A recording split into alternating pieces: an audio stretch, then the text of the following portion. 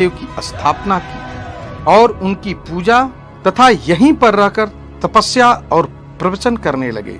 यहाँ जनता आने लगी, साथ ही साथ सिंध के राजा और महाराजा भी आकर के इस प्रवचन में शरीक होने लगे। इसमें हिंदू राजा समा और सूरमा राजवंश भी उपस्थित हुए और इन्हें गुरु माना। पाकिस्तान के सिंध प्रदेश में कुछ मुस्लिम जागीरें भी बस चुकी थी, क्योंकि अरब का शासक मोहम्मद बिन खत्ताब बहुत ही निर्दयी और अत्याचारी था।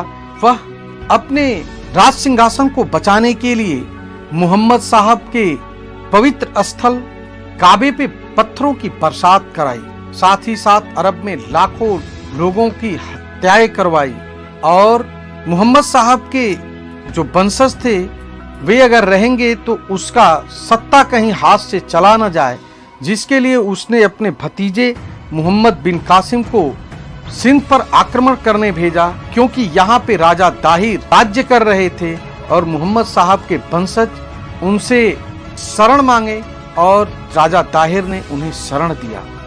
मोहम्मद बिन कासिम सिंध पर आया और राजा दाहिर को युद्ध में शहीद कर दिया। उसके बाद सिंध के पश्चिम और दक्षिण तरफ कुछ मुस्लिम जागीरें बस गई, जिसमें एक जागीर आज पाकिस्तान सिंध हैदराबाद में हैदर खान नामक जागीरदार ने इस शहर का निर्माण कराया, जो आप स्लाइड में देख सकते हैं। हैदर खान को उस समय पता चला कि एक संत सेड़ी में आया हुआ है और उसके शरण में जनता तथा राजा महाराजा आकर के ज्ञान प्राप्त कर रहे हैं। इस पर वह क्रोधित हो जाता है और अपने सैनिकों के साथ वादिन होता हुआ वह सेड़ी पहुंचता है और उस समय धनी मातंग जी लोगों को प्रवचन दे रहे थे।